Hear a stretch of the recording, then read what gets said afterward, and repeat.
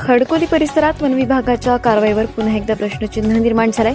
19 February 2026 पासून one विभागाने बंद केलेला रस्ता 9 एप्रिलच्या रात्री अचानक पुन्हा सुरू होतो आणि त्यानंतर मोठ्या आयवा गाड्यांमधून दगडखडीची वाहतूक सुरू होते।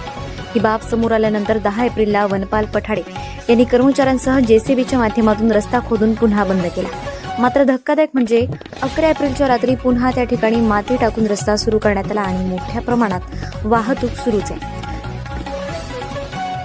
वन विभाग नेमके कोणाच्या इशाऱ्यावर काम करते असा प्रश्न निर्माण झाला।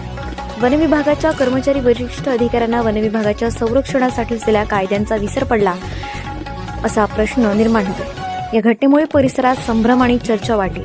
वन विभागाच्या कारवाईनंतर ही रस्ता पुन्हा सुरू होण्यामागे नेमकं कारण काय असा प्रश्न उपस्थित होतो। दरम्यान याबाबत सहाय्यक वनसंरक्षक ढाणू निरंजन दिवाकर यांनी प्रतिक्रिया देताना सांगितलं की ग्रामपंचायतीकडून प्रस्ताव प्राप्त झाल्यास तो शासनाकडे सादर करण्यात येईल। तसेच बंद करण्यात आलेला रस्ता पुन्हा सुरू करण्याचे निदर्शनास आल्यास तो पुन्हा बंद करण्याची कारवाई केली जाईल। याच ठिकाणी आदिवासी शेतकऱ्यांना जमिनीचा मोबदला दिला नसल्यामुळे मोठा असंतोष निर्माण झाला। त्यामुळे ठेकेदारांनी क्रेशर मालक यांची दादागिरी वाढत असल्याचे आरोप होते।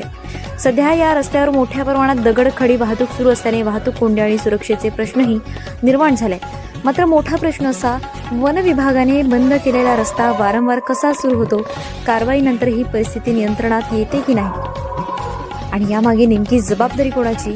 खडकोलीतील हा प्रकार प्रशासनासाठी गंभीर ठरत असून या प्रकरणात ठोस आणि सातत्यपूर्ण कारवाईची गरज व्यक्त केली जाते।